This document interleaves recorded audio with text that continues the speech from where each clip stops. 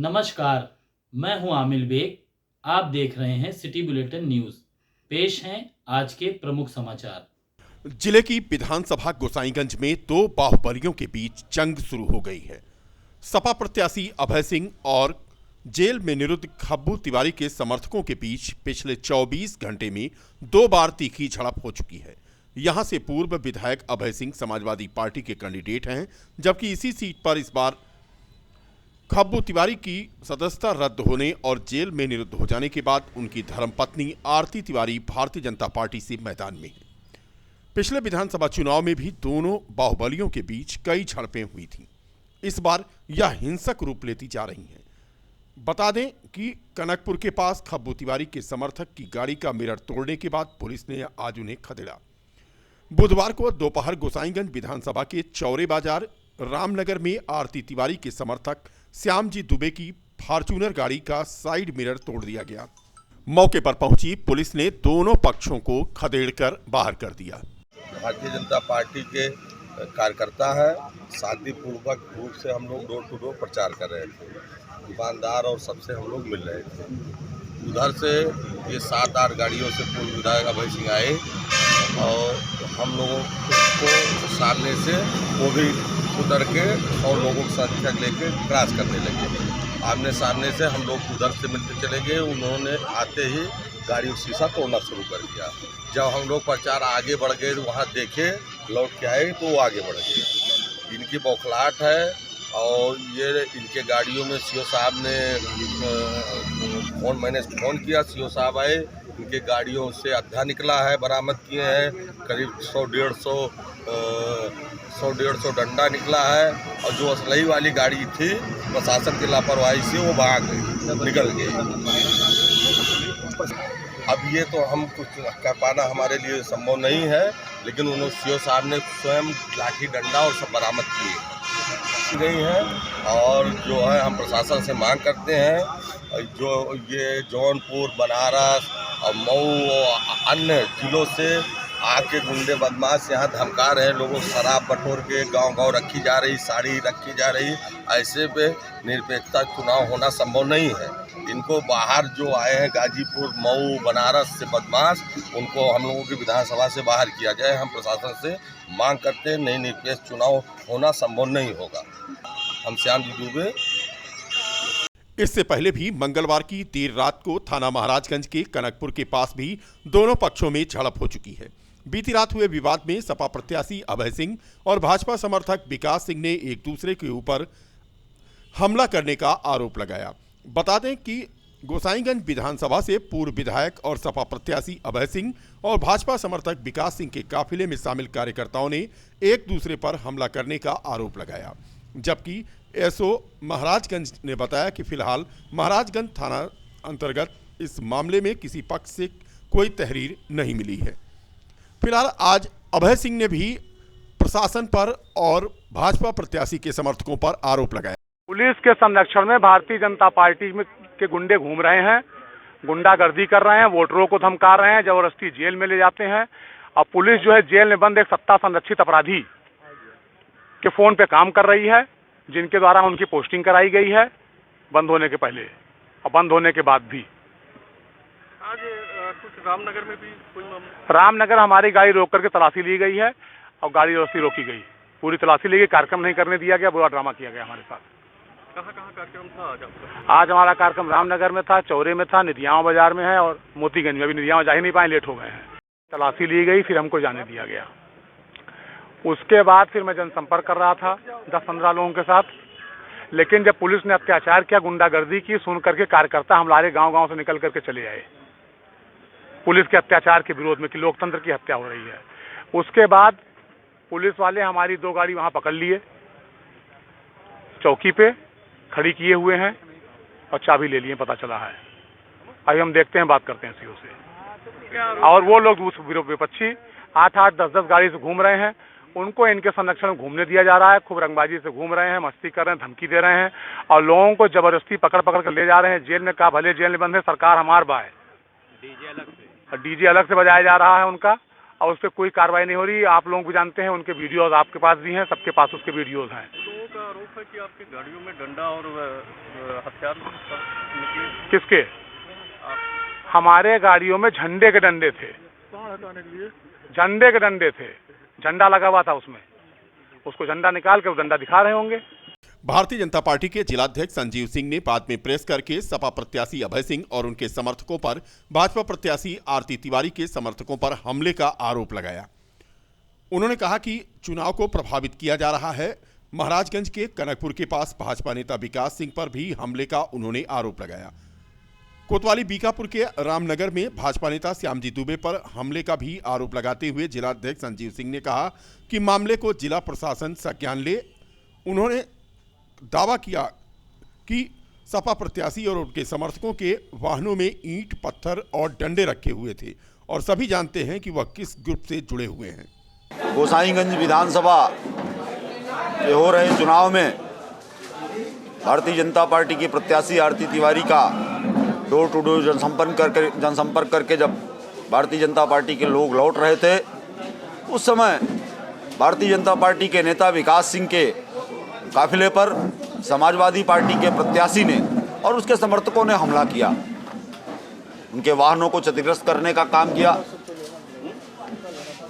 उनको भी जान से मारने की नीयत से हमला किया।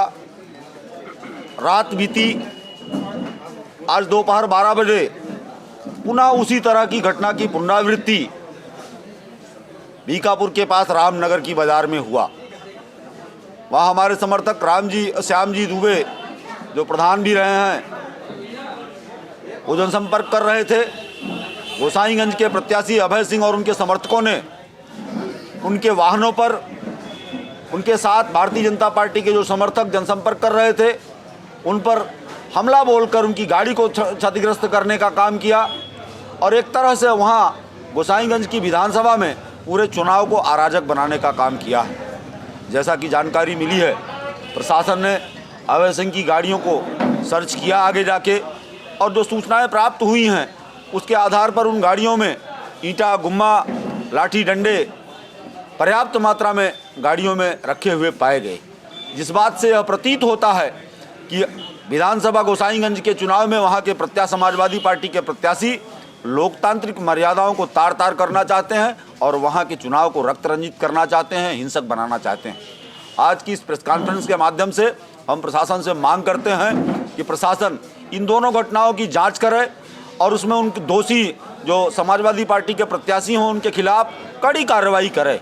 क्योंकि हम लोग भारतीय जनता पार्टी के कार्यकर्ता अनुशासित कार्यकर्ता हैं, लोकतांत्रिक मर्यादाओं में विश्वास रखते हैं, लेकिन इसका मतलब यह नहीं है कि हम कमज़ोर हैं। हमारी भी बर्दाश्त करने की एक सीमा है और जब वह सीमा टूटेगी तो हमारे कार्यकर्ता भी आक्रोशित होंगे और उससे जो है लोकतांत्रिक जो परंपराएं हैं वो प्रभावित होंगी। मैं केवल इतना कहना चाहता हूं कि प्रशासन इस घटना को तुरंत संज्ञान ले, क्योंकि अभय सिंह का जो समाजवादी पार्टी के प्रत्याशी हैं उनका लिंकेज कहाँ से है, वह किस ग्रुप से बिलोंग करते हैं, किस गैंग से बिलोंग करते हैं, यह सब पूरा प्रदेश जानता है, पूरा देश जानता है। वो अयोध्या की मर्यादा को कलंकित करने का काम कर रहे हैं। प्रशासन को इस पर रोक लगाना चाहिए, प्रशासन को पूरी प्रशासनिक कार्रवाई करनी चाहिए। आरटीओ ऑफिस के सामने ही हाईवे पर आज एक पिकअप वाहन जिस पे 3 दर्जन से ज्यादा लोग सवार थे, दुर्घटनाग्रस्त होने से बच गई। बता दें कि उसका पहिया पंचर हो गया और गाड़ी लहरा करके किनारे खड़ी हो गई। उस पर 3 दर्जन से अधिक लोग सवार थे। अभी 24 घंटे पहले ही गोंडा में श्रद्धालुओं से भरी पिकअप दुर्घटनाग्रस्त हुई थी। आरटीओ प्रशासन इस ओर ध्यान नहीं दे रहा है कि आखिर ओवरलोड वाहनों पर सवारियां कैसे ढोई जा रही हैं। थाना कैंट की पुलिस ने जगदीशपुर मार्ग से एक युवक को गिरफ्तार करके उसके पास से अवैध पिस्टल और कारतूस बरामद किया है। बता दें कि मुखबिर की सूचना पर बीती रात कैंट थाना क्षेत्र स्थित जगदीशपुर मार्ग से अभियुक्त समरजीत सिंह पुत्र स्वर्गीय रामशंकर सिंह निवासी बनबीरपुर को एक अवैध पिस्टल 12 बोर जिंदा 5 कारतूस के साथ गिरफ्तार किया गया। अयोध्या विधानसभा से भारतीय जनता पार्टी के प्रत्याशी वेद प्रकाश गुप्ता के चुनाव कार्यालय का श्रीलान में आज शुभारंभ हुआ। इसी दौरान लोगों ने प्रधानमंत्री का यहां संबोधन भी सुना। चुनाव कार्यालय का उद्घाटन मणिराम दास छावनी के उत्तराधिकारी महंत कमल नयन दास और पूर्व सांसद विनय कटियार के द्वारा किया गया। इस मौके पर प्रमुख रूप से प्रत्याशी वेद प्रकाश गुप्ता, महापौर ऋषिकेश उपाध्याय, महानगर अध्यक्ष अभिषेक मिश्रा, पूर्व जिलाध्यक्ष अवधेश पांडे बादल, धर्मेंद्र सिंह टिल्लू, निसेंद्र मोहन मिश्रा आदि मौजूद रहे। मौनी अमावस्या पर सरजू स्नान करने पहुंचे 1 लाख से अधिक श्रद्धालुओं की घर वापसी शुरू हो गई है। तस्वीरें देखें। बुधवार की सुबह अयोध्या में बड़ी तादाद में श्रद्धालु सड़कों पर दिखाई दिए। ये श्रद्धालु सरजू स्नान करने के बाद विभिन्न मठ मंदिरों में दर्शन पूजन किए और आज सवेरे अपने गंतव्य के लिए ये वापस हो गए। अब हम आपको दिखाते हैं सिटी बुलेटिन का खास कार्यक्रम चाय पर चुनावी चर्चा। रुपेश श्रीवास्तव के साथ ये विशेष रिपोर्ट देखें। नमस्कार, मैं हूं रुपेश श्रीवास्तव। आप देख रहे हैं मेरा खास कार्यक्रम चुनाव पे चर्चा। मैं इस समय जो है भाजपा पार्टी कार्यालय पे मौजूद हूं। जिस तरह से चुनाव कार्यालय पर मौजूद हूं, जिस तरह देख सकते हैं कि महिलाएं यहाँ पर जो है, जितनी भाजपा की महिलाएं हैं यहाँ एकत्रित हैं आज, और जो है चुनाव के बारे में चर्चा कर रही हैं, क्योंकि 2022 का चुनाव भी है। आज के दिन जो है चुनाव कार्यालय का उद्घाटन भी हुआ है। अब आज से इनकी प्रक्रिया शुरू होगी और ये घर घर जाकर लोगों से टूट टूट बात करेंगी कि चुनाव को कैसे जीतना है, कैसे क्या करना है। मोदी योगी के बारे में अवगत कराएंगे, उनके योजनाओं के बारे में अवगत कराएंगी और कैसे इनकी रणनीति होगी, क्या होगी, इनसे बात करते हैं। आप बताइए कैसा रहेगा चुनाव? आपकी चुनाव बहुत अच्छा जाएगा, क्योंकि हम लोगों को शौचालय है, मकान है, बिजली है, हर चीज़ मिल रही है। तो हम लोग हमेशा यही कोशिश करेंगे कि हमारी भाजपा ही सरकार जीते। चलिए आप बताइए कैसा रहेगा चुनाव? बहुत अच्छा है चुनाव ये, और बहुत अच्छा लगेगा, और इनको ही आगे बढ़ाना है। ये हमारे सबका बहुत सम्मान करते हैं और महिलाओं को बहुत आगे बढ़ा रहे हैं। 5 साल में जो विकास कार्य हुआ है जी, योगी जी का, कैसा रहा है? बहुत अच्छा विकास हुआ है और होगा, हम लोगों के जरिए होगा विकास भी। चलिए आप बताइए कैसा रहेगा विकास? बहुत अच्छा रहेगा हमारे तरफ से नहीं, और हम सारी महिलाओं को पीड़ित कर रहे हैं कि आप भाजपा में आइए और भाजपा को जिताइए। और क्योंकि महिलाओं का जो शोषण था, क्यों भाजपा के पास क्यों आई यहाँ पे?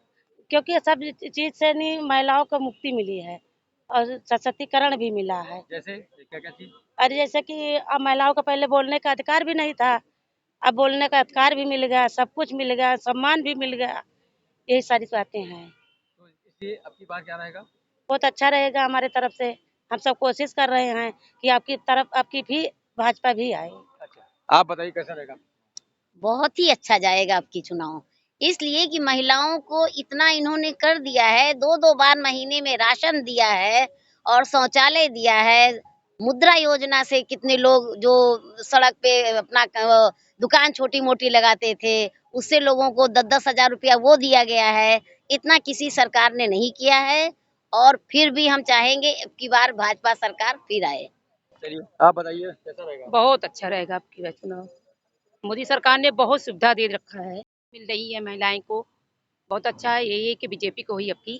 5 साल कार्यकाल कैसा लगा? बहुत अच्छा लगा, बहुत बढ़िया लगा। क्या खास रहा जिसपे आप लोग इतना उत्साहित हुए? अरे सारी सुख सुविधाएं दिए हुए हैं मोदी जी, शौचालय के दिए हुए हैं, राशन बंट रहे हैं, महिलाएं सुरक्षित हैं, हर कार्य कर रहे हैं। आगे भी आशा करती हूँ कि करेंगी ही। चलिए आप बताइए मोदी योगी के बारे में क्या कहेंगे, जिस तरह से आपकी? जी, हम भाजपा सरकार से बहुत खुश हैं कि महिलाओं के लिए बहुत कुछ किया जा रहा है। महिलाएं आगे आ रही हैं, उनके लिए मकान का व्यवस्था किया जा रहा है, शौचालय की व्यवस्था किया जा रहा है। हम चाहते हैं हमेशा ही हमारे योगी सरकार आते रहे। आप बताइए कैसा रहेगा? बहुत अच्छा रहेगा। 3 तलाक मोदी जी ने कराया है, इसलिए महिलाएं, मुस्लिम महिलाएं भी हम लोग के साथ हैं और आगे भी। 5 साल में जो कार्य हुए हैं, विकास कार्य हुए हैं, कैसा लगा कार्य आप लोग? बहुत अच्छा लगा। 2-2 बार महीने में राशन मिल रहा है, और आवास है, मुद्रा योजना है, और ये वृद्धा पेंशन, और सब बहुत पब्लिक भी बहुत खुश है इससे, मोदी जी के ये कार्य से, और भाजपा सरकार फिर से आए। चलिए आप बताइए कैसा रहेगा? बहुत रहेगा। ये महिलाओं के लिए तो स्वर्णिम थे 5 साल, और सारी महिलाएं इसमें जुड़ी हुई हैं, क्योंकि नारी सशक्तिकरण और नारी के बारे में खाली मोदी जी ने सोचा है जैसे महिलाएं थी चूल्हे पे खाना बनाती थी, छोटी छोटी महिलाओं की समस्याओं को मोदी जी ने दिल से सोच के हर चीज़ों का निवारण किया है, चाहे वो शौचालय की व्यवस्था, महिलाओं की इज्जत के लिए उन्होंने इज्जत घर बनवाया है। नहीं, महिलाएं कितनी मतलब शर्मिंदगी महसूस करती थी शौचालय के लिए, लेकिन आज हर लड़कियां कहती हैं कि पहले शौचालय बनाओ तब हम शादी करेंगे। मतलब बहुत बड़ी बात है ये, और योगी राज में महिलाएं बहुत सुरक्षित हैं, और हम सब महिलाएं फिर से चाहते हैं फिर से योगी सरकार आए और हम महिलाओं को सम्मान मिले, सारी सुख सुविधाएं जैसे योगी मोदी जी दे रहे हैं आगे भी देंगे, इसी विश्वास के साथ आज बड़ी मतलब संख्या में महिलाओं ने भाजपा में जुड़ी भी हैं और समर्थन भी है। जनता हमसे बहुत खुश है और ये आपको 10 तारीख को खुद दिख जाएगा। चलिए आप बताइए कैसा रहेगा? चुनाव बहुत अच्छा रहेगा। मोदी जी योगी के चुनाव बहुत अच्छे जाएंगे, महिलाओं को बहुत सम्मान मिला, गरीबों को राशन वगैरह मिले। लेकिन लोग कह रहे हैं बदलाव चाहिए। क्या बदलाव चाहिए? जितना योगी मोदी में बदलाव है किसी में नहीं आया, किसी सरकार में नहीं आया। इसलिए हम लोग ये सोच रहे हैं कि मोदी और योगी को ही आपकी जिताया जाए। आप बताइए कैसा रहेगा चुनाव? बिल बहुत अच्छा रहेगा, महिलाओं के सम्मान में भाजपा मैदान में, और बहुत सुरक्षित है, कानून व्यवस्था बहुत दुरुस्त है, और जय भाजपा तय भाजपा। ओहो, बताइए क्या रहेगा चुनाव? आप चुनाव में मतलब कि महिला लोगों को ये जो मतलब छेड़खानी होती है वो सब बंद है और भाजपा ही जीतेगी। 5 साल विकास साल कैसे हुआ? बहुत अच्छा हुआ। चलिए आप बताइए कैसा रहेगा? चुनाव अच्छा रहे। कौन भाजपा भाजपा क्यों भाजपा? भाजपा गांव में जाओ, बहुत बढ़िया बात बताती है सब गांव के लोग है कि राशन में भी फ्री पाई, हर एक चीज है जो मिलत बा, सरकारी आवत बा तो गाँव में है सब मिलत बा, अच्छा काम के है। आप बताइए कैसा रहेगा? बहुत अच्छा काम कर रहे हैं, फ्री 2 बार राशन मिल रहा है, गरीब लोग खा रहे हैं, और गैस मिली थी, पानी मिला था, बहुत अच्छा। हम 1000 बार कहते हैं कि भाजपा जीतेगी। आप बताइए कैसा रहेगा? मैं तो ये कह रही हूँ रास तिलक की करो तैयारी, आ गए भाई भगवाधारी। ये भगवाधारी फिर से दोबारा आ रही है सरकार में, और पूर्ण बहुमत से आएगी।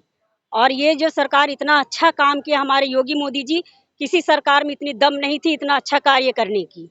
हमारे प्रधानमंत्री भी नरेंद्र मोदी जी भी बहुत ही अच्छा काम किए, गरीबों के लिए मुफ्त राशन, बिजली और आवास, और लोगों के गरीबों के खाता में पैसा, अन्नदान, ये कौन करता है? किसमें इतना दम है किया है? किसी सरकार में इतना दम नहीं था जो आगे बढ़ करके गरीबों की मदद करे। खाली केवल कहते थे, सोनिया गांधी भी कहती थी जो गरीबों बचा नहीं थे, गरीबों की वो दबा रही थी। गरीब बचाओ जो नारा दिए थे, गरीबों के क्या उन्होंने बचाई थी आज तक? कोई एक बात बताए जहां गरीबों के बचाने के काम उन्होंने किया? कभी तो नहीं। मनमोहन सरकार चुप्पी मारे बैठे हुए थे, कभी उनके मुंह से 2 शब्द तक नहीं निकलती थी। आज हमारे प्रधानमंत्री जहां भी जा रहा है, हर जगह हर क्षेत्र में जा रहे हैं, कहीं वो उनको डर नहीं है, अभी भी वो घूम रहे हैं चारों तरफ, चाहे किसी भी देश में, पाकिस्तान हो चाहे कोई भी देश हो, हर जगह वो जा रहे हैं, हर जगह के लोगों से मिल रहे हैं। किसी सरकार में इतने दम था? भैया फिर से दोबारा रिपीट हो रहा है, भगवा आ रहे हैं। आप बताइए कैसा रहेगा? बहुत अच्छा रहेगा, हम चाहते हैं हमेशा योगी मोदी हमेशा रहें, और जो है अच्छा काम हो, देश का विकास हो, महिलाएं सब सुरक्षित हैं, राशन बहुत। तो देखा आपने जिस तरह से नारियों में जितने महिलाएं थी, महिलाओं को खाली एक ही कहना था कि भाजपा सरकार की फिर आ रही है, और जिस तरह से अगली बार जो जिस सरकार हुए थे उससे अच्छा कार्य होगा और योगी मोदी सरकार दोबारा फिर आ रही है। लेकिन आने वाली 27 फरवरी को ये देखना ये है कि इनके इरादे नेक होते हैं कि इरादे बदले जाते हैं, ये तो हमें समय बताएगा। Rupesh Srivastava, city bulletin, Ayodhya. सपा, बसपा और कांग्रेस को छोड़ करके आए 105 युवाओं को आज भारतीय जनता पार्टी के महानगर अध्यक्ष अभिषेक मिश्र ने पार्टी का झंडा दे करके उन्हें पार्टी की सदस्यता दिलाई। बता दें कि अयोध्या विधानसभा क्षेत्र के दर्जनों युवा आज पार्टी में शामिल हुए।